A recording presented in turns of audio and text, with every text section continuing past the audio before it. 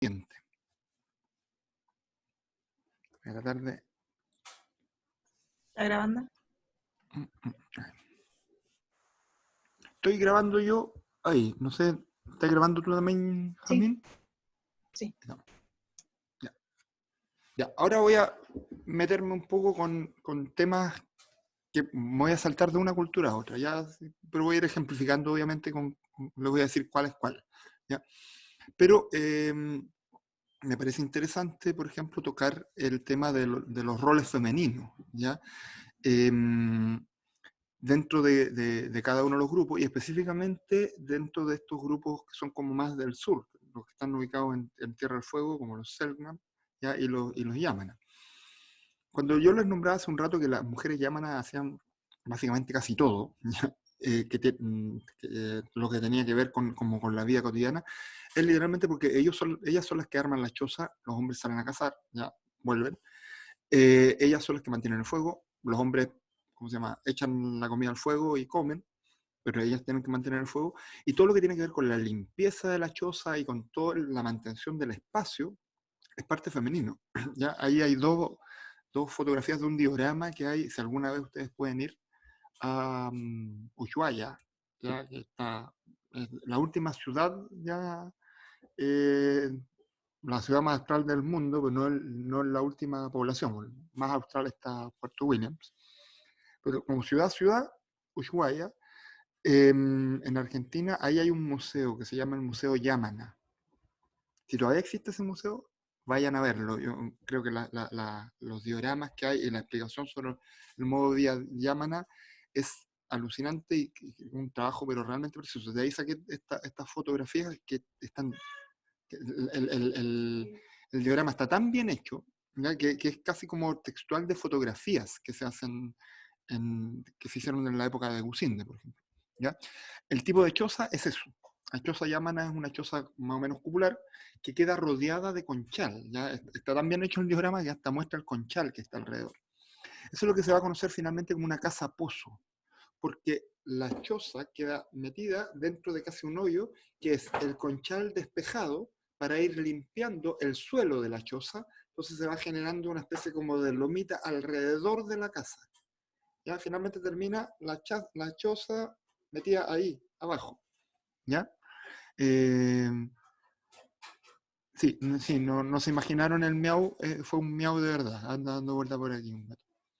Entonces, en esa, cuando se hacen excavaciones en esa choza, lo que vemos es finalmente eh, conchal, sectores de fogón, conchal, que es un poco lo que ustedes ven ahí en este perfil excavado, ¿ya? Que eso es un conchal, finalmente. Un conchal es un conjunto de molido de concha con un montón de cosas que van quedando entre medio, que no es otra cosa que un basural sobre el cual se vive. Pero no es un basural como el basural nuestro, ¿ya? No es un basural que percola. Es finalmente material de desecho que se convierte en suelo. Y ese suelo se habita, ¿ya? Ahora, todo eso generalmente está, ¿cómo se llama? Es parte de las actividades femeninas, limpiar la choza, mantener la choza tapada, etc. ¿No? Pasemos a la siguiente.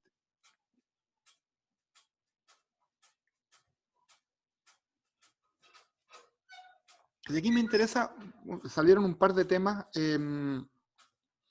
que estaban preguntando, conversando antes, y me interesa tocar estos elementos con respecto al tema de la narración de lo femenino, ¿ya? En el mundo mitológico, ¿ya? Esa foto es de Gusinde, de dos mujeres yámanas, finalmente. Esa es como la indumentaria típica yámana, un collar ya y un taparrabo, si es que. Preguntaron también si es que ocupaban pieles de guanaco. No es lo más registrado, es muy probable que hayan ocupado si cazaban en algún momento un guanaco. Guanaco hay en el sector del canal del Beagle. No es lo más común. ¿Ya? Ahora, si el pelo, como decían antes, si el pelo lo ocupan para adentro o para afuera del guanaco, la verdad no lo tengo claro. ¿Ya? Porque la mayoría de las fotografías y de las cosas que se han dicho sobre los Yamana es con la fotografía, como pueden ver ahí, es piel de foca, finalmente, ¿ya? O de lobo marino, que está piel negra. ¿Ya? Entonces ahí no tengo respuesta para eso. ¿Ya? Pero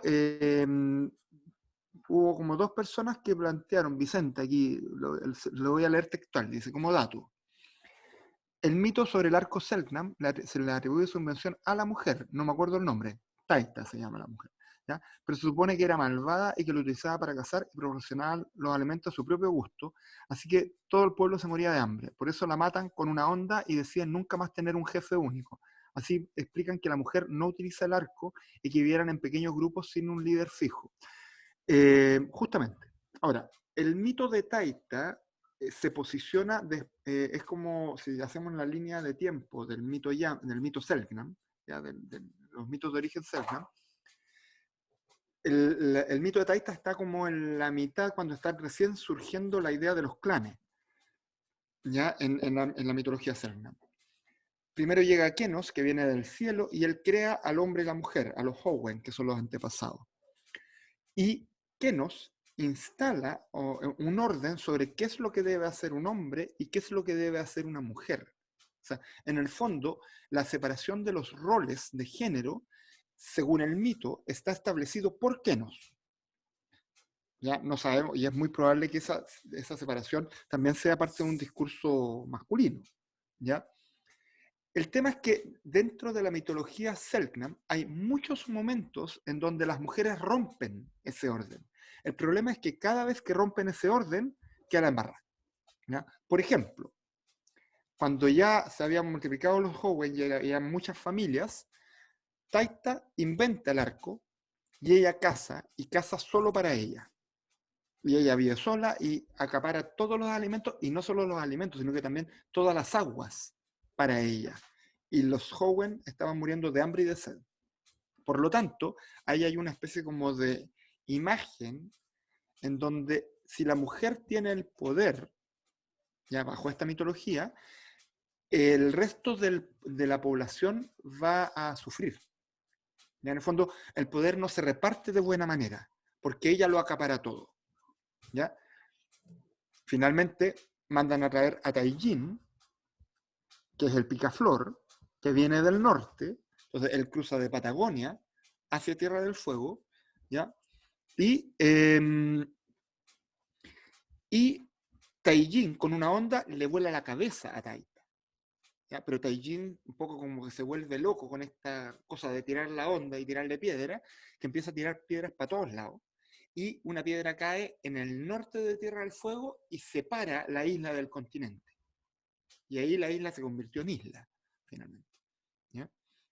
Javiera plantea acá, son tan patriarcales no porque vean a la mujer como inferior, sino porque temen como a la potencialidad de la mujer y por eso las reprimen. No sé si es tan directa la cosa, pero por la lectura que yo haría de los mitos, sí, porque en el fondo el personaje femenino en la mitología siempre es súper potente, es sumamente potente, ¿ya? Aquí, Vicente plantea, hay otro mito, el de Ajapel, mujer que se escapa de su marido como un albatros y que para evitar volver con él se dedica a la caza con arco y flecha, ¿ya?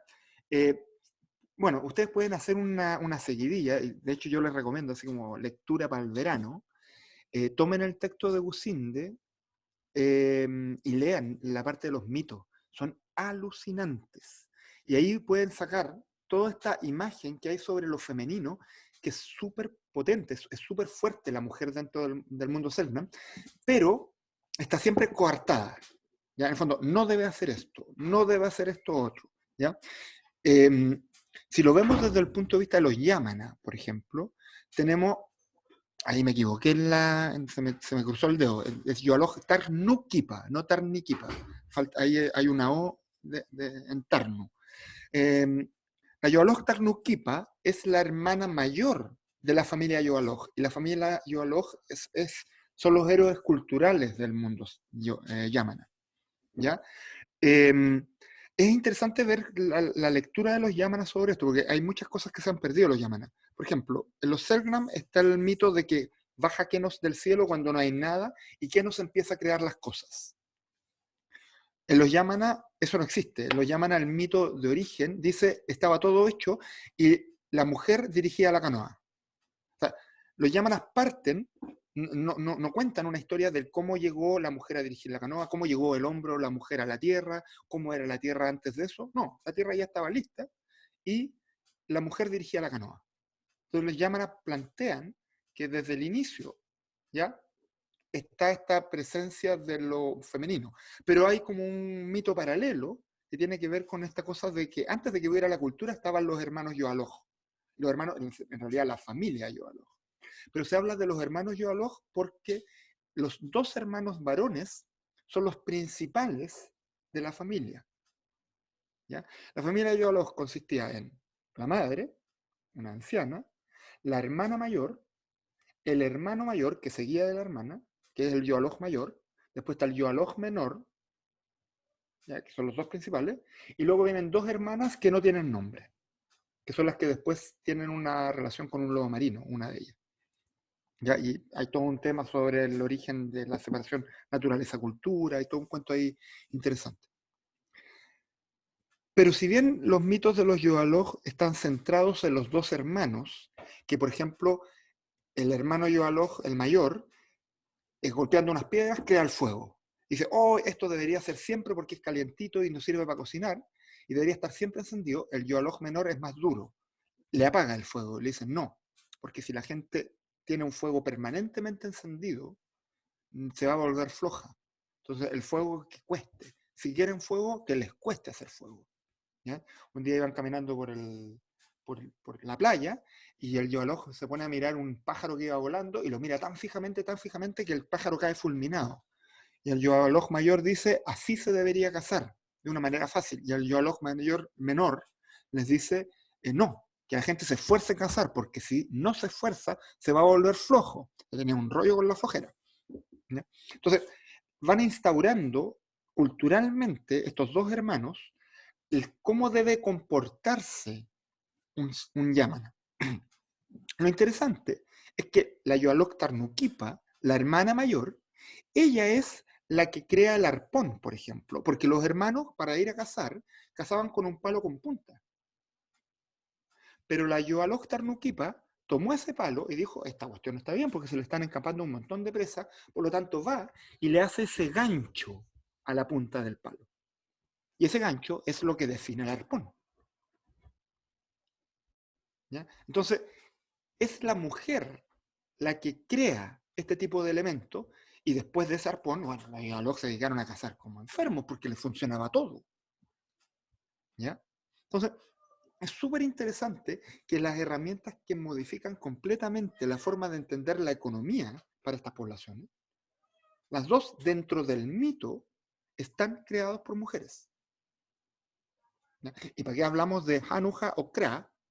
¿Ya? Que son personajes homólogos, ¿ya? Que corresponden a la luna. ¿Ya?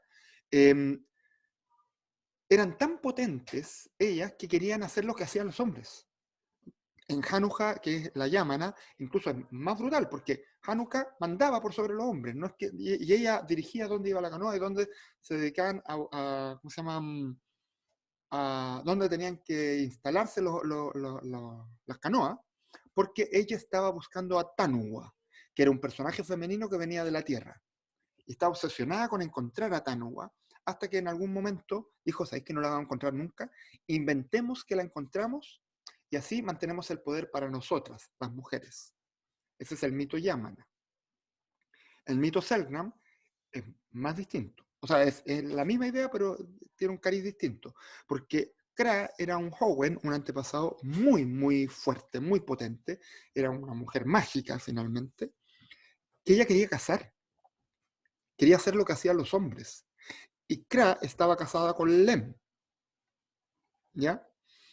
Que era un excelente cazador. Entonces, como en el fondo el hombre iba a cazar, ella no, ella lo que quería era cazar.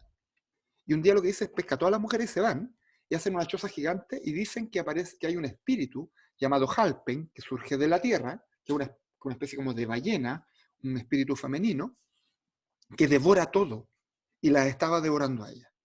Y que la única manera de mantener el orden es que los hombres hagan todo lo que Halpen quería. Que es lo mismo que hizo Hanukkah cuando decidió que las canoas se instalaran por ahí y decidió inventar que había encontrado a Tanuwa. ¿ya? ¿Para qué? Para mantener el poder. Pasemos a la siguiente. Entonces, en el fondo, el mito del Kina, de los Yamana, o el mito del Jain, de los Selknam, parte desde una imagen femenina súper potente. ¿Ya? Y bueno, y ahí, como pueden ver ustedes, son las labores propias de la mujer. Básicamente, llevar toda la choza, ya, recolectar, los Selknam también comían moluscos, ya también comían cosas de playa, mantener todo lo que tiene que ver con la casa. Y es súper interesante porque la primera infancia de los niños es una infancia con la mujer, de los niños varones, de los niñitos hombres, como dicen en el Copiapó. Los niñitos hombres, las niñitas mujeres. ¿Ya? Los niñitos hombres viven toda una parte de su vida en un mundo femenino. Y eso es lo que se ha interpretado bajo la lógica de la idea del matriarcado, que queda a nivel mitológico. Porque la mujer cuida a los niños. Entonces, el niño, el niñito hombre, ¿ya? Está en este mundo doble, y por eso es tan importante que para el niño hombre haya un rito de paso en donde lo muestran como hombre adulto. Vale decir, que sale de ese mundo femenino. Con la mujer la cosa es más vaga, porque la mujer, la niñita mujer, está metida en un mundo femenino y después se hace adulta y sigue metida en el mundo femenino. No cambia de mundo.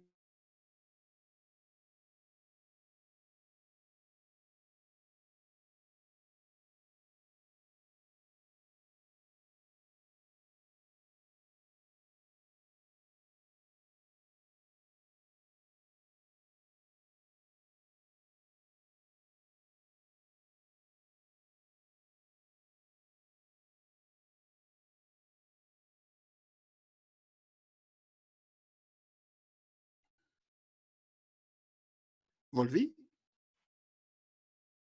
Sí, ya volvió. Ya, volví. Ya, disculpen, fue un hipo online. ¿Ya? ¿En qué me quedé?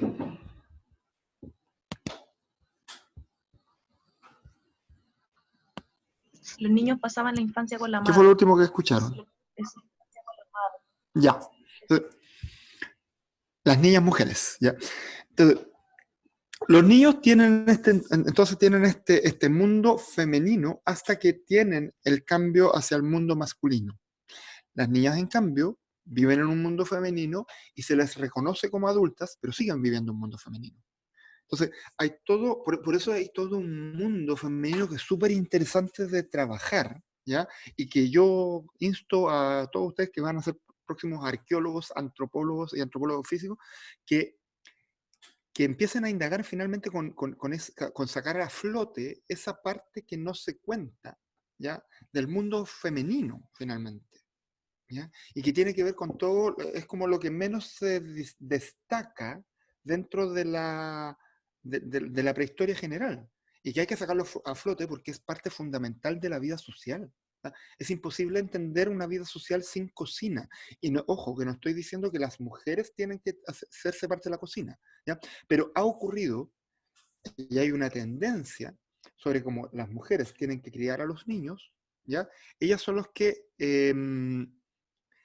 ellas son las que finalmente terminan manteniendo el hogar, ¿ya? El hogar como fuego, el concepto de la hoguera, ¿ya? Entonces, hay que empezar a sacar a flote la importancia que tiene eso dentro de la cultura, finalmente, ¿ya? Y luego empezar a ver cómo se empiezan a generar los cruces, ¿ya? Pasemos a la siguiente.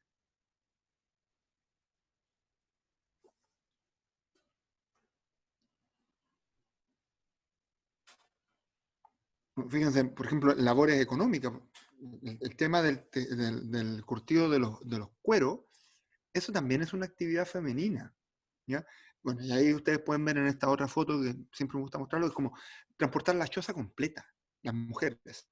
Yo siempre tiro la talla, es como el hombre se cansaba llevando el arco, porque parece que era, no sé de qué estaba hecho, pero parece que era pesadísimo, ¿ya? Entonces era como, ¿qué pasó ahí? ¿Ya? Pasemos a la siguiente. Y aquí ya vuelvo al mito. Entonces, claro, pues hay un tema donde hay un reconocimiento no dado a la actividad que ha llevado a cabo la mujer dentro del modo de vida cazador-recolector y que es constante, ¿ya? Y por eso el tema del rito de pasaje es central, el rito de pasaje masculino, es central para entender un poco este cambio de perspectiva, ¿ya? Porque los Yamana tienen el mito del Kina, ¿ya? O el ritual del Kina, que habla de este mito original en donde la mujer, de este matriarcado mítico, en donde la mujer mantenía este miedo, ¿ya? Por este espíritu de Tanuwa que salía y que también generaba un montón de caos, y Tanuwa es un espíritu femenino. Entonces, según el mito que contaban los hombres, las mujeres habían inventado un espíritu femenino que generaba caos y que generaba el terror y que los hombres le tenían miedo y por eso hacían todo lo que las mujeres les mandaban, porque si no Tanuwa terminaba con las mujeres. Entonces, es una cuestión como bien, yo encuentro que es como bien como dual, porque en el fondo es como, los hombres tienen el poder, los hombres tienen un discurso súper patriarcal, pero ese discurso patriarcal está vinculado a que las mujeres son súper poderosas, ¿ya? Y que además hay que mantener a la mujer, porque sin las mujeres nosotros no hacemos nada. Entonces, en el fondo es como un reconocimiento velado, ¿ya? Con los Selknam ocurre exactamente lo mismo. La aparición de Halpen también es un espíritu femenino. Y según el mito, narrado por los hombres, fue Kra, una mujer potentísima, una tremenda hechicera, una hechicera por decirlo de alguna manera, fue una mujer mágica, un antepasado. Ella inventó a Kra. De hecho, todos los espíritus que salen del Jaín son todos inventados.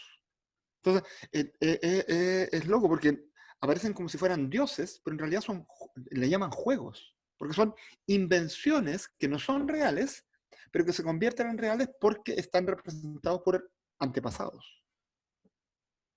¿Ya? Entonces, cuando los hombres, en este caso, para el caso de los Yamana,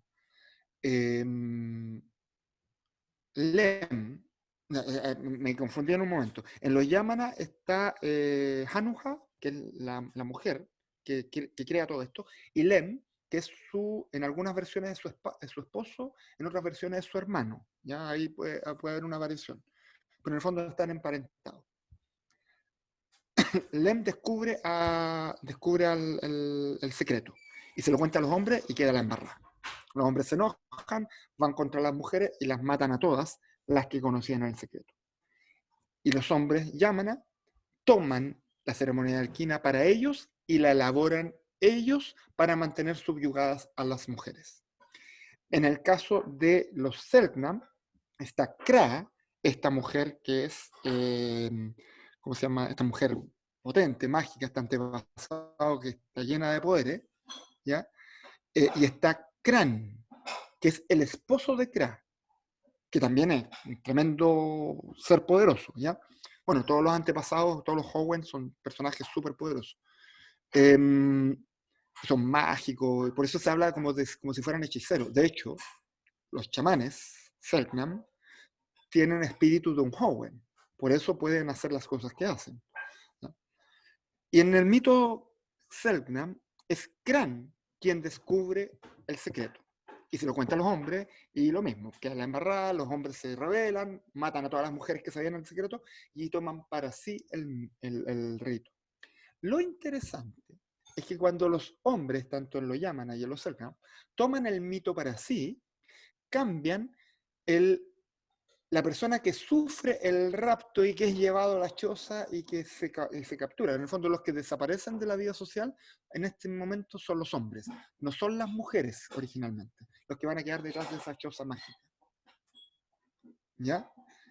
Pero la excusa de quien los rapta sigue siendo femenina. Hanuwa, o sea, Hanuja, que era la luna, creó a Tanuwa, que era un espíritu femenino de la tierra. Un espíritu femenino que capturaba a todas las mujeres y se las raptaba. Cuando los hombres toman el mito, no cambian el mito, no cambian nada del mito, cambian los que lo viven. Son los hombres los que son raptados por este espíritu femenino terrible que se los lleva a la choza, los viola, se los come, los vomita, O sea, es una tortura para ellos, que es lo que le cuentan las mujeres. Lo mismo hacen los Selknam. Halpen es un espíritu femenino deforme, enorme, que parece una ballena. De hecho, es bien interesante porque las ballenas nunca nadie puede ver, a no ser que salte, la ballena casi nunca se ve entera. Uno ve pedazos de ballena. Uno ve la aleta de la ballena, después la cola de la ballena, después el lomo de la ballena o la cabeza que sale. Uno ve pedacitos. Y eso mismo se veía detrás de la choza cuando aparecía Halpen. Era una especie como de gran globo que se inflaba con el calor de la fogata, rayado con blanco y rojo, y aparecía un pedazo por ahí, y aparecía otro pedazo por allá, pero nunca se podía ver porque era un gran espíritu deforme, y ese espíritu es femenino. Y cuando aparece Halpen, deja la embarrada en la sociedad, porque se van todos los hombres, que los rapta, los viola, los mata, los vomita, todo, se los come, etc. La pasan pésimos los hombres, ya sufren completamente, en realidad la están pasando chancho. Y es toda una gran pantomima para mantener el poder de la sociedad y el orden, según los Selknam, que Kenos había mandado en un principio. Porque según Kenos, no está bueno que una mujer salga a cazar, que era lo que quería Kra. Pasemos a la siguiente.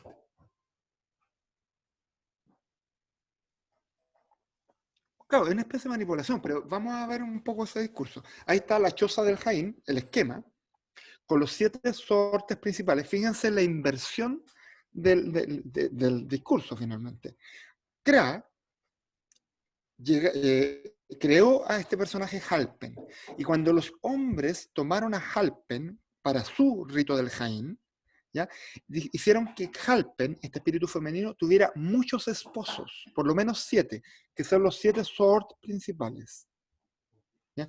Cada uno de esos sortes, ¿ya?, corresponde a un antepasado que representa un espíritu inventado. Entonces, en el fondo, el antepasado mítico existió mitológicamente, pero él representa a un personaje que nunca existió y que fue inventado. ¿Ya? Y los 7 sortes principales están repartidos de esta manera, los postes principales. ¿Ya? Pasemos a la siguiente. Y en la ceremonia, tanto del Jaín como la del Kina, hay variaciones, obviamente, pero más o menos la idea es la misma. Van apareciendo distintos espíritus, todos inventados, ¿ya? O sea, los hombres no creen que estos espíritus existan. Las mujeres creen que existen, ¿ya? O los hombres creen que las mujeres creen que existen, ¿ya? Y, todo esto se hacía para pescar a los niños, sacarlos de la choza violentamente, los arrastraban de las patas a veces, ¿ya? Y los llevaban hasta la choza, y en la choza los golpeaban, los torturaban, así como torturarlo, decirlo de una manera, pero en el fondo hacían unos puntos en unos postes y los niños tenían que estar de puntillas con los brazos levantados, tocando esos puntos, y se empezaban a caerse porque se cansaban, los agarraban a patadas hasta que volvían a levantarse. Después los mandaban a cazar, les enseñaban a cazar, volvían, después tenían que comer, tenían que mantener el fuego, no podían dormir por muchos días. O sea, había un montón de pasos en donde los espíritus literalmente torturaban a los niños. Hasta que llega un momento en donde los espíritus como que se enfurecían y empezaban a agarrar a patadas a estos niños, todos de 14, 15 años más o menos, y les pegaban, y les pegaban, y les pegaban, y el resto de los Selknam que estaban dentro de la choza, puros hombres, le decían: defiéndete, defiéndete, sácale la cabeza al espíritu, decapítalo. Y el niño tenía que en algún momento levantarse, superar el miedo, y agarrarle la cabeza al espíritu y sacársela. Y sacarle la cabeza era sacarle la máscara y descubrir que la persona que lo había estado torturando, pegando y todo, era o su papá, o su tío, o su hermano mayor. ¿Y qué ocurre en esa revelación? ¿Ya? En esa revelación lo que ocurre es que el niño, así como Lem o como Kran, descubre la mentira de las mujeres. El niño que está metido en un mundo femenino, al sacarle la máscara al espíritu, descubre la mentira en la que había estado metido en el mundo femenino. Por lo tanto, el niño pasa del matriarcado al patriarcado de una sola vez. Por eso se dice que el rito es una recreación del mito, no porque alguien haga una obra de teatro. Nadie representa a Lem, nadie representa a Cran, nadie representa a Kra, ni a Tanuwa, ni a Januja, ni a nadie. Lo que se hace es que la gente viva el mito. Por eso se dice que el mito está vivo, porque el rito lo permite, porque literalmente el niño lo vivió. ¿Ya? Y una vez que se revela eso, ese secreto, se le cuenta el mito. Dice, lo que acabas de vivir tú fue lo que todos los hombres vivieron cuando Lem o cuando Cran se dio cuenta que las mujeres nos mantenían subyugados. Ojo, que Cran y Lem son el sol. Simbólicamente, el sol es el que revela con luz y hace que las cosas se vean. Kra y Hanuja son la luna. Y por eso la luna y el sol están en constante persecución. Y la luna tiene la cara quemada porque se la quemó Lem y se la quemó Cran. Con el fuego de la choza primordial del Jain. Entonces, se fue al cielo odiando a los hombres, la luna, y el sol partió detrás de ella. Y de repente se encuentran cómo va a ocurrir esta luna. Y ahí hay que tener cuidado, porque cada vez que hay luna llena, los Selknam, el chamán Selknam tiene que hacer una exorcización de la luna. Es tan potente la imagen femenina de la luna y está tan llena de rabia que cuando es luna llena, ¿ya? Sale sola. Ustedes se fijan cuando se va achicando la luna, ¿ya?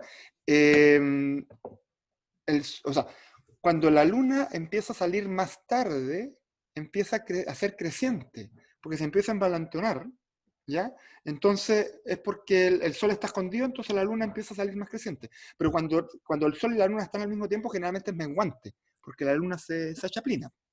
Y cuando hay luna llena, la luna está en su máximo esplendor, puede dañar a los niños, los puede matar.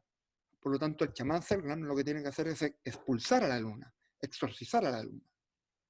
Porque la luna es un personaje femenino que todavía genera problemas en el mundo Selknam. Es caos. Fernando plantea acá. Leí en un texto de Chapman donde decía que el Hon seguía a los espíritus para borrarle las huellas y que al ser espíritus no podía materializarse. Sí, podría ser, pero ahí, ¿cómo se llama? No me queda muy claro el dato en particular, pero no sé si vamos a alcanzar a tocar el tema de los Hon, pero si les interesa el tema de los Hon, lean Segusinde. Ya, ahí está todo. Ahí está todo eso. Ya, pasemos a lo siguiente. Ojo con los espíritus. Los espíritus representan a las mujeres que se vistieron como espíritus y que ahora son los hombres vestidos como espíritus. ¿Ya? Todos estos espíritus del Jaín, ya, los mismos del Kina, son distintos, pero en el fondo es la misma idea, representan también espíritus o antepasadas femeninas que después se convirtieron en animales. Por eso el tema de la pintura corporal hace referencia de una manera indirecta, no es que este representa tal animal, representa el tema de los plumajes, al tema de las formas de las cabezas, etc. ¿Ya? Ahí hay una variación de personajes. Pasemos a la siguiente para ir adelantando porque no me está quedando mucho tiempo. Cada uno de estos personajes cumplía ciertos roles. Fíjense, por ejemplo, en el primero, Keternen. ¿Ya? Keternen es el hijo de Halpen, después de haberse violado a todos los hombres por meses, porque el Jaime podía durar meses, ¿ya? En algún momento Halpen da a luz. Y ese momento empieza a marcar el final de la ceremonia. Y cuando da a luz Halpen, se toma a uno de los iniciados, el que tenga como más cuerpo de niño, se le llena de plumitas, ¿ya? Se le pone el pene hacia atrás, porque un niño recién nacido no puede tener un pene grande, entonces se le esconde el pene atrás, se le llena de plumas, se le pone esta máscara y se presenta a las mujeres al hijo de Halpen, que es Keternen, y es acompañado por el chamán principal, que en este caso era Tenenesk. ¿ya? El chamán, para la presentación de Halpen, se pone el pelo de la capa hacia adentro, está en un mundo invertido. Y las mujeres cantan para recibir a este niño recién nacido, que es como una especie como de mochuelo, como un pollito recién nacido, por eso tiene esa plumilla fina. ¿Ya? Bueno, y entre otros los personajes que a mí siempre me llamó la atención, bueno, está el personaje del Tanu, que son 4 Tanu o 3 Tanu, dependiendo de los cielos que se están representando, o los territorios. Y Tanu representa a la ballena. Y uno ve eso y uno dice, ¿dónde está la ballena ahí? Bueno, pues, fíjense en las imágenes de al lado. Los colores son negro, blanco, rojo, ¿ya? Y la foto de abajo, esa la saqué yo, es una ballena asomándose. Es ver a Tanu, literal. Porque, insisto, la ballena uno la ve por partes. Entonces, la representación del Tanu de los Selgram no es abstracta. Lo que pasa es que no es la ballena que nosotros dibujamos como una ballena completa, sino que está basado en cómo se observa una ballena desde la costa. ¿Ya? Pasemos a la siguiente.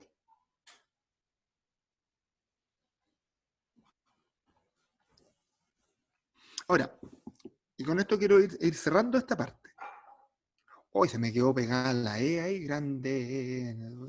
Corregir un montón de temas de redacción. ¿Las mujeres participaban de la ceremonia del Quina y del Jaín? Indirectamente, sí. ¿Ya? En el Quina es distinto. Para el Quina que participó Gusinde, el Quina de los Yamana, habían 2 mujeres participando activamente dentro de la choza. Probablemente habían descubierto el secreto y los hombres le dijeron, ya te vamos a matar porque no deberías saber el secreto, a no ser que no cuentes nada, pero tienes que meterte adentro y quedarte calladita, mutis. Y por eso las mujeres estaban ahí en la choza en la época en que Gusinde participó del Quina. Ahora, en los Selknam eso era imposible. Los Selknam son mucho más drásticos. La mujer no tenía por qué saber lo que ocurría dentro de la choza. Y literalmente, o se dice, que si sabían, se les mataba. ¿Ya? Ahora, ¿la mujer participaba de la ceremonia? Sí, pues la mujer participa constantemente en la ceremonia, porque la ceremonia no la hacen solo los hombres. La ceremonia la hace la comunidad. Y para que funcione la ceremonia con todo el show que hacen los hombres, que literalmente es casi una cosa performática, tiene que haber público, o si no, no tiene sentido. Y el público participa activamente, cantando, atrayendo a los espíritus, llorando cuando matan a los hombres. O sea, hay toda una reacción.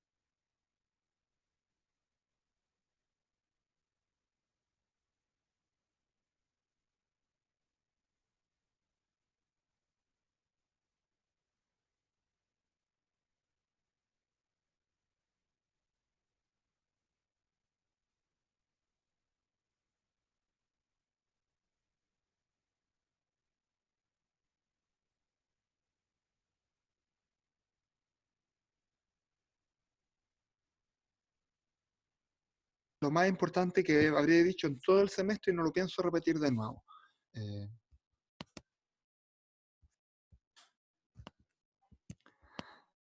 No, broma, mala broma. ¿Me escuchan? ¿Ya? Sí, se escucha. ¿Se escucha ahora o no? Sí. Sí. Sí.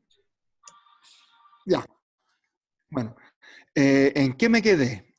Ah, en de las mujeres. Y la interacción hombre-mujer en la ceremonia. ¿Sí? Por ejemplo, las mujeres cantan para atraer a los espíritus. Las mujeres reaccionan frente a lo que les va pasando a los hombres en la ceremonia.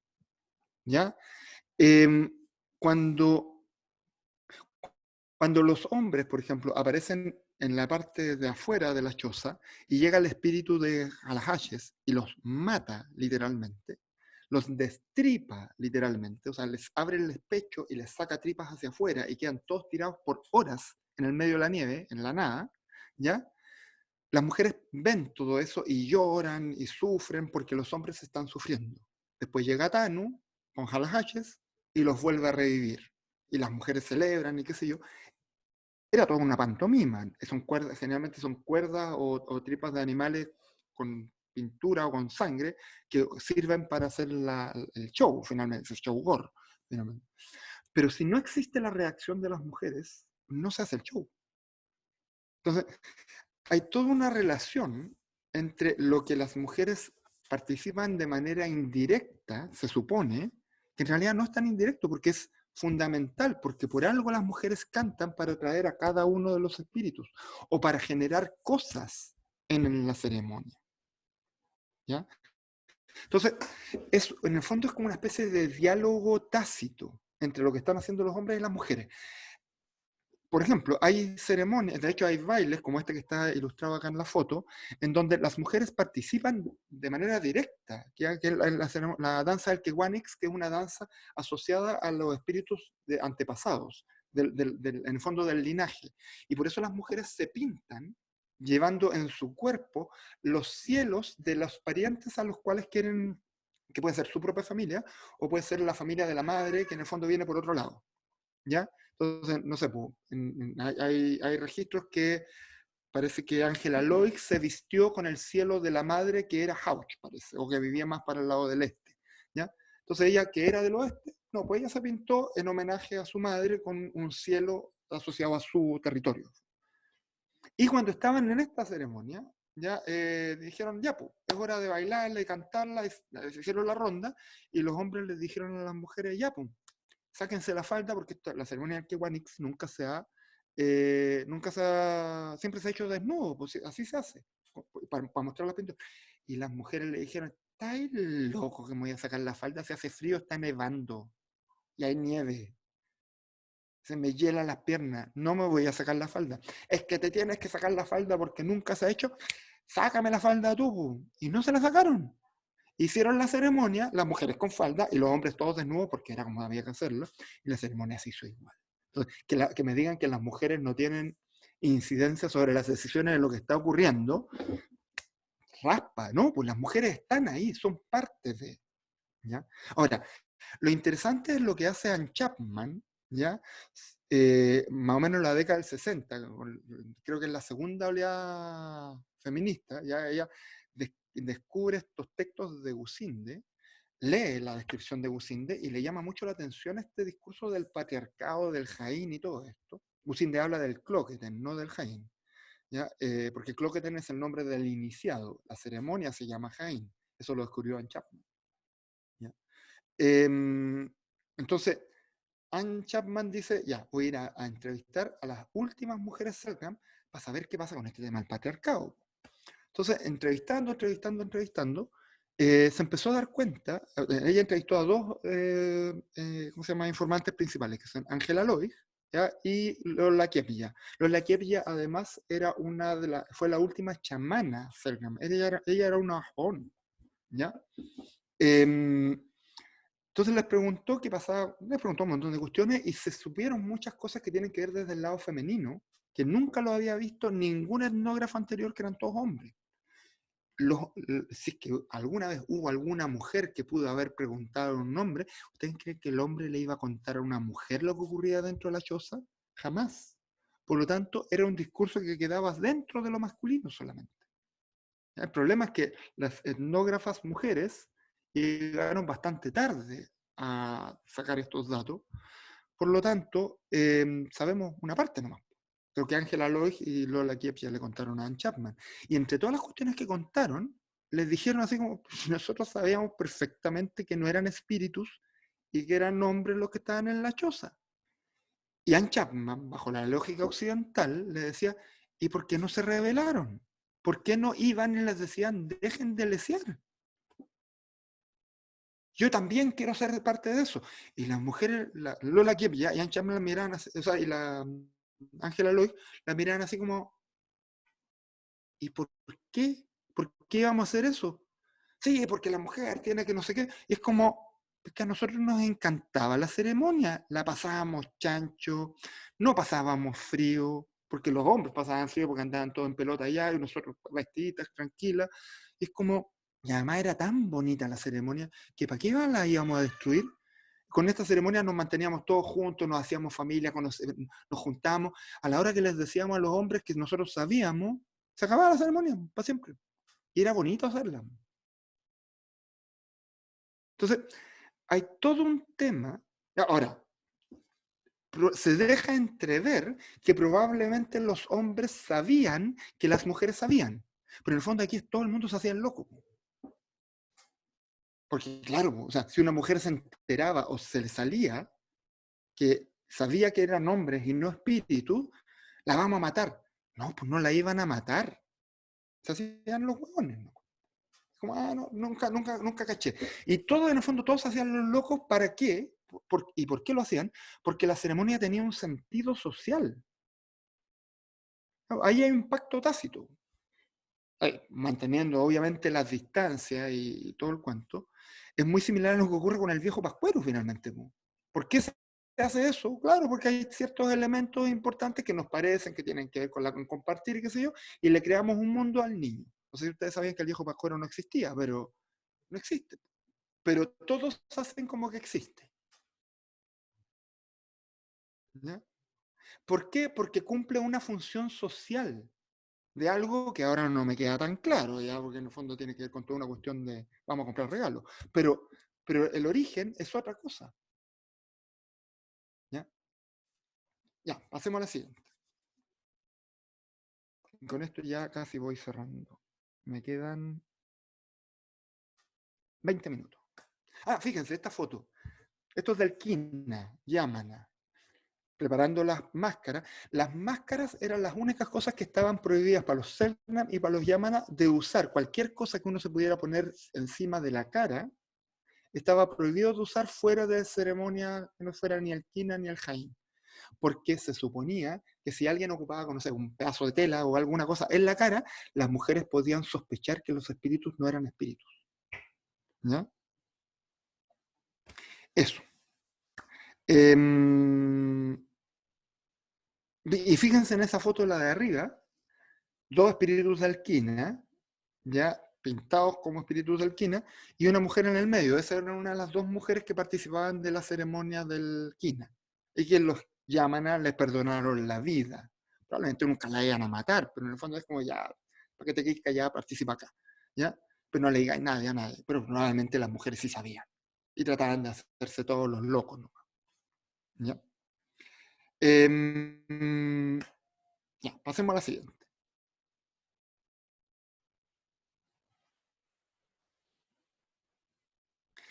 Vamos viendo algunos temas del contacto y esta es la parte depresiva, ¿ya? Los primeros contactos con las poblaciones fueguinas fueron los navegantes, ¿ya? Y los contactos con los navegantes europeos, los holandeses, los ingleses, ¿ya? Con los Cahuéscar, fue un contacto bastante fértil para ambos lados, ¿ya? Los navegantes obtuvieron desde comida, ya carne fresca, eh, carne roja fresca finalmente, meses comiendo pescado, chorea un poquito, de repente un poquito de lobo marino, qué sé yo, ayuda, y pieles. Y los Cahuéscar recibían de vuelta ropa, contenedores, fósforos, que fue un grito de plata el fósforo, ya todo el mundo quería tener fósforo, porque claro, pueden estar manteniendo una brasa constantemente en un espacio como el que manejan los Cahuéscar, que tú salís para afuera y te humedecís entero. O sea, cualquier cosa que fuera rápida de hacer fuego es maravilloso, ¿ya? Y el otro elemento, el alcohol. No tanto por el líquido, que también se lo tomaban y terminaban todos borrachos y se generó mucho problema, sino que por el vidrio, que todos los pueblos fueguinos se lo pelearon, pero de una manera, porque el vidrio es sumamente útil para hacer herramientas de corte, puntas de proyectil, raspadores, cuchillos, etc., es mucho mejor el vidrio que cualquier otra piedra. Entonces, el intercambio para tener vidrio, ¿ya?, que venía con alcohol más encima, ya fue sumamente buscado. El alcohol es un anexo. Lo que le interesaba a los indígenas era el vidrio, ¿ya? Ahora, esto va a generar varias cosas. Hay un texto que ustedes tienen que leer, que es el de Dinamarquero, lo que se conoce como el complejo alcohólico, vale decir, todos los elementos culturales asociados al tener vidrio, ¿ya?, que es como el complejo ecuestre, todos los elementos culturales asociados a tener caballo, las bridas, la espuela, ¿cómo se llama?, las mantas, antes no existían antes del caballo.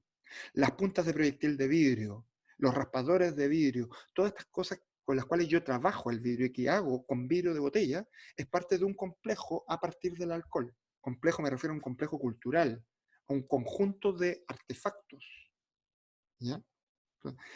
Con los Cahuéscar la relación fue de intercambio y de muy buen grado. Los Cahuéscar se llevaban muy bien con los navegantes, porque parece que así como los Cahuéscar tenían como muy buena onda con la gente. De hecho, los navegantes narran en las crónicas que los Cahuéscar imitaban muy bien los acentos. Entonces, por ejemplo, pasaban los navegantes franceses y hablaban en francés, pues entonces decían bonjour, y los Cahuéscar le respondían con un francés, pero perfecto. Bonjour, decían. No sé, pues los gringos así como, how are you, how are you. No tenían ni idea de lo que estaban diciendo, pero imitaban el idioma, pero perfecto, porque tenían muy buena capacidad de imitación de idiomas los Cahuéscar. Y eso les generaba mucha gracia, los invitaban arriba, los lavaban, porque los encontraban últimos de hediondos, porque olían a grasa, les pasaban el jabón, los dejaban limpios, les ponían ropa y los mandaban de vuelta a las embarcaciones, los cahuescas felices, muertos de la risa, qué sé yo. Bueno, ándate con ropas de lana a meterte a la niebla. Pulmonía, neumonía y todas esas cosas, ¿ya? Además, con ropa de lana no muy limpias tampoco, pues no digamos que había una lavandería dentro del barco, ¿ya? Entonces, ahí empezaron a haber unos primeros problemas a nivel de salud, ¿ya? Incluso aunque la relación fuera buena entre navegantes, ¿ya? Pasemos a la siguiente.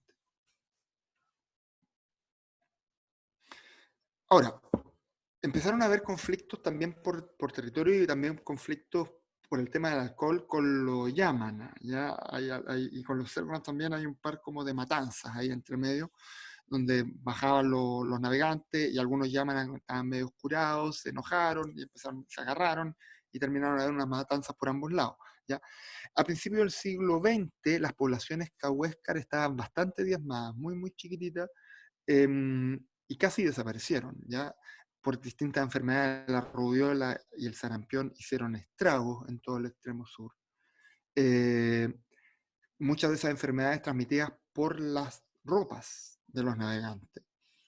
Y actualmente lo que queda es un grupo cahuéscar ya en Puerto Edén, en donde mantienen en el fondo la identidad cahuéscar, pero ya han perdido por completo el modo de vida cazador-recolector. Ellos son pescadores, mantienen un poco eso, pero son instalados en sus casas de manera sedentaria, viven como una especie como en un pueblo que es propiamente cahuéscar, que es Puerto Edén, y están metidos dentro del mundo occidental, porque tienen su celular, su tele, etc. ¿ya?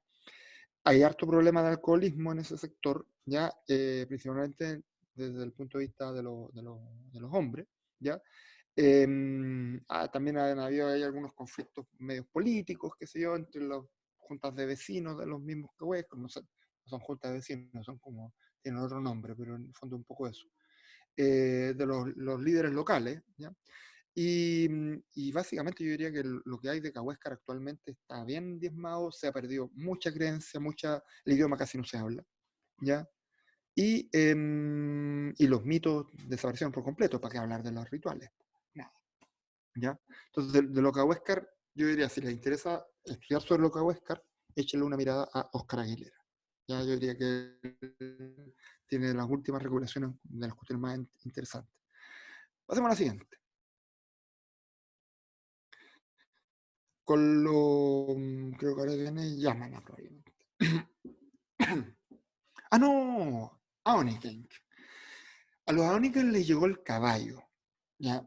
Aoniken Patagonia llega el caballo por contacto con los mapuches o los mismos inmigrantes europeos que se empiezan a instalar en estancias en La Pampa, y el caballo les cambió la vida a los Aoniken, pero de una manera alucinante. O sea, los Aoniken les llegó el caballo y literalmente se atornillaron al caballo, no se bajaron más. ¿Ya? Entonces, cuando uno dice, no, es que es todo malo lo que le llega con los europeos, el caballo les facilitó la vida de una manera insólita. ¿Ya? Eh, el caballo les amplió la forma de entender el territorio, porque si antes se movían en una semana 10 kilómetros alrededor del cuento, con el caballo se movían 500. O sea, gracias a la llegada del caballo llegaron a territorio mapuche y tuvieron contacto con grupos mapuche y empezaron los Aoniken a mapuchizarse. ¿Ya? Cambió incluso hasta el arte, aparece arte rupestre con imágenes de herraduras o de cuadrúpedos montados, ahí tienen imágenes de eso. El caballo se convierte en un bien de prestigio, entonces cada vez que se iban a juntar con grupos occidentales, con grupos argentinos o chilenos, ¿cómo se llama? Para negociar cosas, el cacique Aoniken arriba del caballo y no se bajaba, porque, porque yo soy importante, soy un cacique. ¿Ya? Entonces, fíjense en esa foto que hay arriba, ahí están todos los caciques arriba de caballo, y bueno, pasa la misma, al otro lado, al lado derecho, todos los argentinos, ¿ya? Vestidos ahí con su corbata, sombrero y todo, y cada uno vestido con sus mejores galas, todos arriba del caballo, porque el caballo es un cuento. ¿Ya? Interesante que el caballo no aparezca en la mitología. ¿Ya? Pasemos a la siguiente. Ahora, el problema que hay con el tema Oniken es que ahí hubo una matanza macabra. O sea, lo que se conoce como la pacificación del desierto, que es una etapa argentina, es literalmente Domingo Faustino Sarmiento, ¿ya? Un general argentino que consideraba que los indígenas había que matarlos a todos, porque impedían el progreso. Y arrasaron, y mataron a casi todo el mundo. ¿Ya? Entonces, lo poco que va quedando, por ejemplo, aquí esta foto me parece súper interesante porque son mujeres Aoniken, en donde ya se ha perdido la práctica del Kayajnun, del quillango pintado, pero están ocupando vestimentas occidentales, probablemente hasta una frazada, ¿ya? Con diseños hacia afuera. Entonces queda como la idea de la pintura, pero ya es otra cosa. Pero uno los ve y es la misma forma de portar la manta. Ahora, ¿qué es lo que va a ocurrir con los pocos Aoniken que quedan después de literal la matanza que quedó? ¿Ya? Bueno, se vuelven lo que nosotros conocemos ahora como gauchos. ¿Ya? Sí, el gauchismo es mucho del mundo indígena. ¿Ya? Pasemos a la siguiente. Es terrible y interesante ver cómo en la actualidad dentro del mundo mapuche, o sea, dentro del mundo argentino, todavía hay una lectura muy radical de esto de la pacificación. Yo hace como 2 o 3 años leía unos diarios argentinos así por internet que habían grupos descendientes de pueblos aoniken que estaban pidiendo que en Río Gallegos y en otros lados que eran como territorio aoniken puro, le sacaran los nombres de Domingo Faustino Sarmiento y de otros generales a las calles y pusieran nombres de, ¿cómo se llama? La conquista del desierto, la pacificación del desierto también. Tiene esos dos nombres. Le pusieron nombres de los caciques o de los jefes tribales, ¿ya? Y los comentarios que habían sobre esas peticiones eran dantescos. Había gente que decía, pero si los indios se murieron todos y ojalá se sigan muriendo porque nos impiden, ¿cómo se llama?, surgir y que el progreso. Era como estar leyendo textos del siglo XIX, ¿ya? El general Roca, ese es otro, ¿ya? Entonces, no es una cuestión que esté superada todavía, y de hecho ni siquiera hay una conciencia completa de que la pacificación del desierto o la conquista del desierto fue una masacre de un pueblo indígena completo. ¿Ya? Bueno, ¿para qué hablamos acá en Chile? Acá en Chile ni siquiera se pasa la masacre de los Selknam, a nosotros también nos tocó a Oniken, y también nos lo echamos. Acá en Chile no queda ni siquiera el gauchismo, ¿ya? Y no se habla, nadie lo nombra. ¿ya? Y bueno, no me voy a meter, digo, con la pacificación de la Araucanía porque no tiene que ver con el tema cazador-recolector, pero, perdóname, pero la pacificación de la Araucanía, de pacificación no tuvo nada, ¿ya? Ahora, cuando los Aoniken tuvieron el caballo y se extendieron hasta el territorio, se les amplió gigante, llegaron hasta territorios mapuche, y ocurre esto, porque es la mapuchización del mundo Aoniken. Y aparece la platería, y todos estos elementos es lo que finalmente termina generando el gauchismo, ¿ya? Y de hecho, si ustedes van a ver gauchos ahora, y empiezan a ver las fotos de los últimos Aoniken, están vestidos como igual. ¿Ya? Tienen como también las bombachas, la boleadora, el caballo al lado. Esto es Aoniken, ¿ya? Pero ya completamente mezclado, o sea, va cambiando la cultura. Pasemos a la siguiente. Y bueno, entre otras de las cosas que aparecen son, por ejemplo, los juegos de naipe. Los juegos de naipe aónicas. Les presento a Pirén, ¿ya? Está alegando el gato ahí. Los Aoniken, súper fuerte, es sordo. Los Aoniken imitan el naipe español y elaboran lo que se conoce como el naipe Aoniken. No se sabe cómo se jugaba, pero es muy probable que jugaran los mismos juegos que se juegan con el naipe español actualmente, ¿ya? Y si se fijan, por ejemplo, la foto que hay ahí en la esquinita arriba, eso es pintura. Yo también pienso que podría ser el origen del truco. María Paz dice que podría ser el origen del truco, yo estoy casi seguro que sí, ¿ya? Porque el truco es un tema muy gaucho y que tiene muchos elementos de oralidad. No sé si han jugado alguna vez truco, una vez trataron de enseñarme a jugar truco y di bote, no entendí nada, es súper enredado. Hay cantos metidos entre medio, hay rima metido entre medio, hay mentiras y hay guiños y hay cosas así, que son puros temas que tienen que ver con los juegos indígenas y con temas de oralidad indígena. Entonces, a mí me da mucha la sensación de que el truco, que además es un juego que solo existe en Patagonia, ¿ya? Tiene que ver con este tema Aoniken, ¿ya? Ahora, si se fijan en las imágenes, las figuras que hay arriba son las del río Pinturas, que tienen más de 8.000 años, ¿ya? Yo no podría decir que esas pinturas fueron hechas por los Aoniken, pero claramente hay una herencia ahí. Y las figuras que están imitando el naipe Aoniken del naipe español, ya ahí arriba ustedes pueden ver, ahí hay bastos, hay una sota, en el segundo punto hay lo que podría ser también otra sota y un rey, un basto, el de abajo es un basto, un caballo, un oro, una espada creo, y el otro es oro, ¿ya? Entonces son interpretaciones sobre el naipe español finalmente. ¿Ya? Es bien interesante hacerle una seguidilla a esto. Ahora, creo que no existe ninguna baraja de naipe Aoniken que esté completo. ¿Ya? Creo que las más completas están en el Museo de Historia Natural acá en Santiago. Eso. Pasemos a la siguiente. Ya me queda poquito. ¿Ya?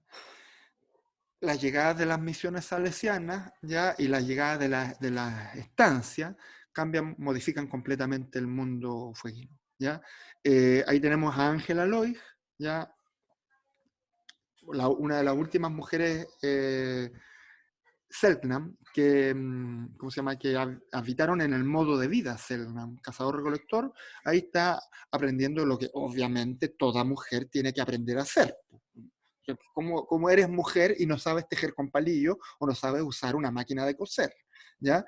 Es como, o sea, básico vivir ¿cómo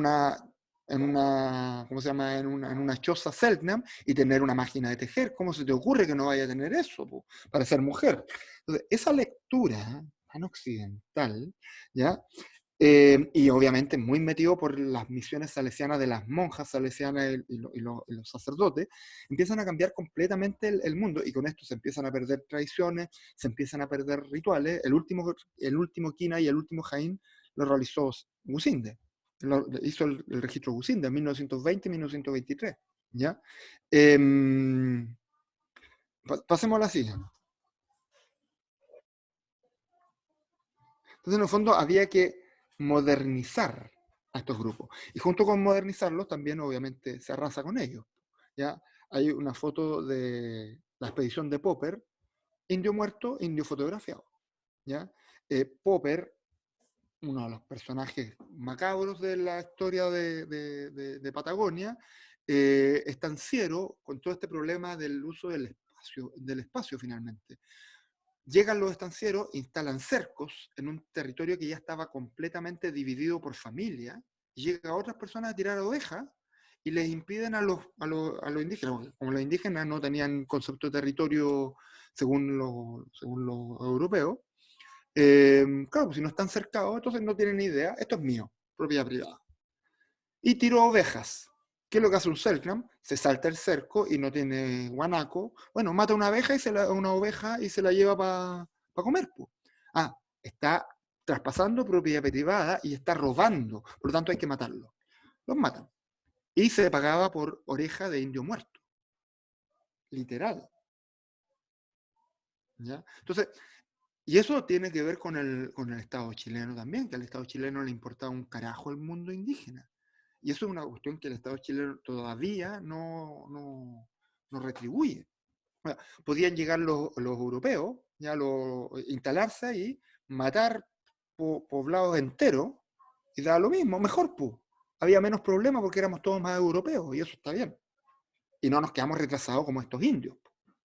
Y es como, ¿qué pasa ahí? O sea, podría llegar gente de Francia, pescar familias completas y llevárselas a la exposición de París a un zoológico humano. Y presentarlos como la gente salvaje primitiva que come carne cruda, porque no les daban comer en todo el día, excepto cuando entraba al público. Les tiraban carne cruda y los Selknam y los llaman a que los mezclaran a todos como una sola cosa. Bueno, tenían que comer. Po. Y comían carne cruda porque era lo único que tenían para comer en todo el día. Entonces, eso era para demostrar, esto lo conversé en la primera clase, ¿ya? Eso era para demostrar lo salvaje que era el cazador-recolector y lo civilizado que éramos nosotros los europeos, perdóname. Es como, bueno, ¿quién era el salvaje ahí? ¿Ya? Pasemos a la siguiente. Ahora, ojo, tampoco es que uno demonice el cuento, uno tiene que entender los contextos, ¿ya? Los europeos se han mandado hartos pastelazos, pero también han hecho harto aporte, especialmente últimamente, porque también asumen los pastelazos que tienen. ¿Ya? De hecho, muchas de las expediciones de lo que sabemos nosotros ahora, tiene que ver porque los europeos hicieron este registro. Gusind era alemán y tuvo la conciencia de ver que esto que estaba viendo era importante y dejó el registro. O sea, si nosotros sabemos ahora de los Selknam, es gracias a Gusind. Y no precisamente gracias al Estado chileno, que ha hecho poco y nada por los pueblos indígenas.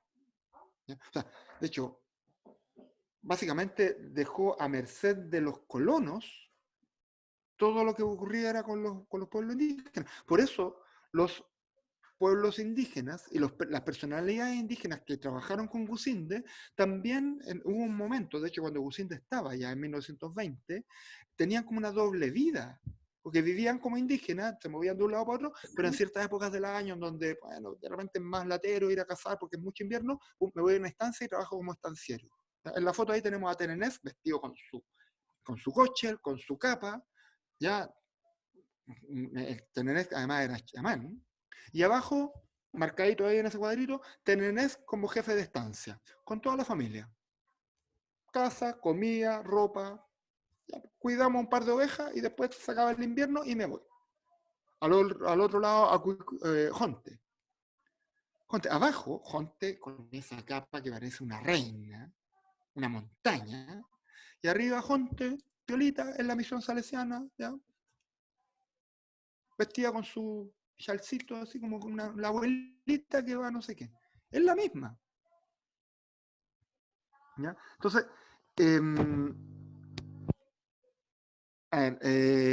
Arnold dice, creo que la más interesante toma de contacto fue con el Yagán Jimmy Button, se podría hacer una novela.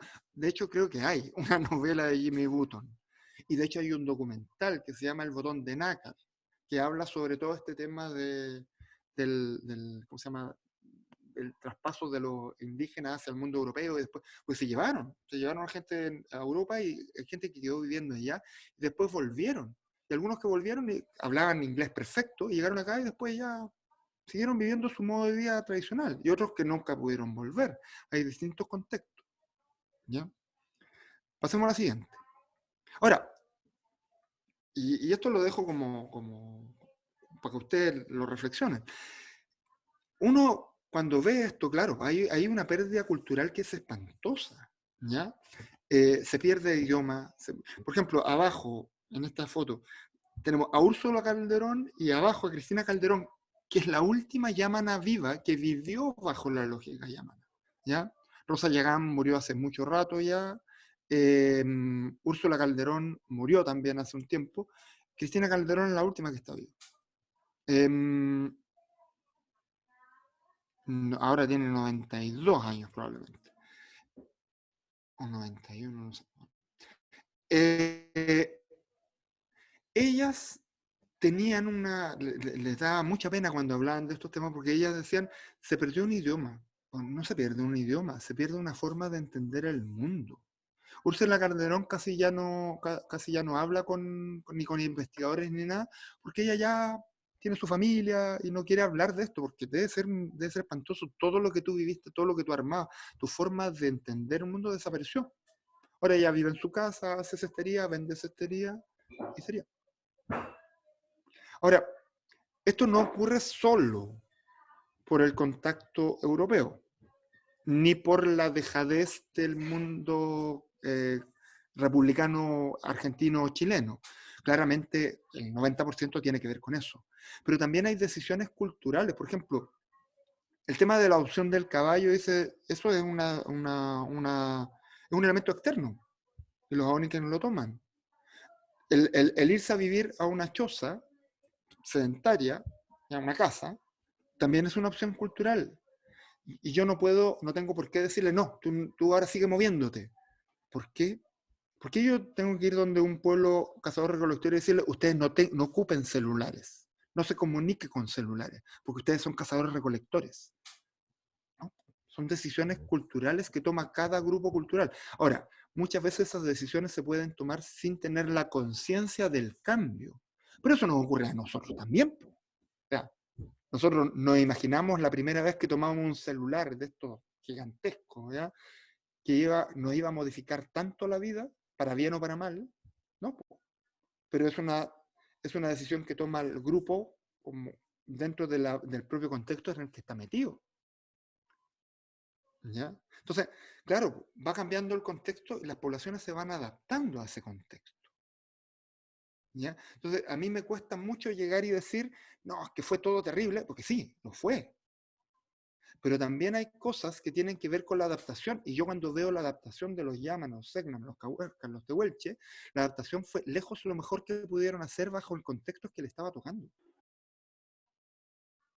¿Ya? Y probablemente, claro, desapareció el modo de vida cazador-recolector, pero se mantienen otras cosas. La identidad está intacta. La percepción de la identidad. ¿Ya? El tema es, ¿qué hizo el Estado chileno? ¿Qué hicieron los grupos europeos para generar este cambio? Pero también ahí hay un cuento que tiene que ver, por eso yo digo el contexto es fundamental, porque la pérdida del idioma, eso no lo mandó el Estado chileno, eso tiene que ver con una autopercepción. Hay generaciones completas que no quisieron aprender el idioma porque era feo hablar como los indios. Yo no hablo como mi padre porque ¿quién va a hablar esa cuestión? Y ahora hay una conciencia distinta y ahora se está tratando de rescatar el idioma, pero después de 2 generaciones que no lo hablaron. Entonces, claro, se perdieron fórmulas completas. Los yámana tenían una palabra maravillosa que está inscrita en los récords del mundo como la palabra más sucinta para un concepto, Mamilapinatapay, que significa el momento exacto en donde tú quieres hacer algo, pero la otra persona también lo quiere hacer y ninguno de los dos da el primer paso para hacerlo. Mami la pinata pay. ¿Ya? Entonces, ese concepto ya no se usa, desapareció. ¿Por qué? Porque se perdió el idioma, y no se perdió el idioma porque el Estado chileno dijo, no, no hablen. Es porque el contexto completo llevó a que una cultura se autopercibiera como innecesaria, por decirlo de alguna manera. Entonces, no hay que aprender el idioma. Y bueno, y ahora que lo queremos reconstruir, tenemos que reconstruirlo a partir de pedazos. Es como lo que ocurre con el idioma Rapa Nui. Hay mucho del idioma Rapa Nui que se perdió y ahora lo que hace la gente es hablar español con palabras Rapa Nui. Pero la estructura del lenguaje se perdió. Y la estructura del lenguaje es lo que construye un idioma, una forma de entender el mundo. ¿Ya? Entonces, claro, acá hay recopilación. Lem, sol, mami la peinata pai, todo esto que les dije. ¿Ya? Y un montón de otras palabras, pero entonces voy a hablar español, pero con palabras de otro idioma. Se perdió la forma de entender al mundo nomás. Y eso tiene que ver, insisto, no solo con el Estado chileno, que tiene una fuerte influencia, tiene que ver también con decisiones culturales, con las que yo puedo estar de acuerdo o no de acuerdo, qué sé yo, pero es lo que pasó nomás. ¿Ya? Ahora, claramente, y esta cuestión es innegable, la influencia europea, la influencia dentro del mismo Estado chileno y esta cosa del etnocentrismo europeo, el eurocentrismo, afectó fuertemente. Porque es lo que fue marcando esta idea de decir los pueblos indígenas no sirven. Hay que modernizarse. Pasemos a la última, que creo que es esta. Porque ya estoy en la hora. Sí, estoy pasado, de hecho. Pero con esto termino. Oriana dice, qué triste eso. Sí, pues. Yo les dije que esta era la clase de depresiva. Solo para terminar, porque creo que vale la pena hacerlo. Lola Kiepya, cuando era joven, Lola Kiepya, en 1966, foto de Anne Chapman, la última chamana Selknam. Están los cantos de Lola Kiepya en Memorias Chilenas, los pueden bajar todos, los cantos chamánicos. Son alucinantes, alucinantes. ¿Ya? Los grabó Anne Chapman y Lola Kiepya recuerda cada uno de los cantos que hace cuando aparecen los espíritus del Jaín. Son monótonos y es como ay, ay, ay, ay, ay, ay, ay, ay, ay, ay, ay, ay, ay, y de repente dice hoy se me olvidó cómo seguía, ya me acordé, ay, ay, ay, y es como lo mismo, y es como, ¿qué se le olvidó qué? Y era la misma cosa. ¿Ya? Es muy gracioso y muy, muy bonito escucharlo. Y abajo Ángela Lois, una foto de Martín Gusinde, ¿ya? Y al final la última es Ángela Lois, un poquito antes de su muerte, también una foto sacada por Anne Chapman. ¿Ya? Ángela Lois, una bella, preciosa. A ella nunca le gustó la foto de Gusinde porque dice que Gusinde le hizo pintarse y a ella le cargaba pintarse así. Entonces hay una versión de esa foto en donde le retocaron y le quitaron la pintura. Y se ve maravillosa, la reina. Eso, con eso terminamos, muchachos. Al final, Manu, dale una página más. Les dejé aquí un montón de textos y un montón de recursos en internet que les puede servir si les interesa el tema. ¿Ya? Yo esto no lo voy a evaluar. Esto lo hablo solo porque creo que es necesario hablarlo y creo que es necesario que ustedes lo tengan. Si quieren tomar alguna de estas cosas para el trabajo, adelante, por favor, jueguen. ¿Ya? Pero, pero, pero eso, yo con esto ya cierro el curso y no me queda nada más que decirles que más allá de que no nos hayamos podido ver en vivo y en directo, que a mí me hubiera gustado mucho, la pasé bastante bien con este curso, creo que es un curso bien, bien entretenido. Lástima no poder verles las caras. Aprovecho también de pasar el agradecimiento a todo el equipo docente que han sido pero una joya, fantástico. Y también las gracias a ustedes por la paciencia, por todos los cortes, por todos los problemas que han habido también con algunos grabaciones que se borraron, etcétera. Por toda la paciencia con las pruebas, los tiempos y todo eso. A ver si nos vemos por ahí, po.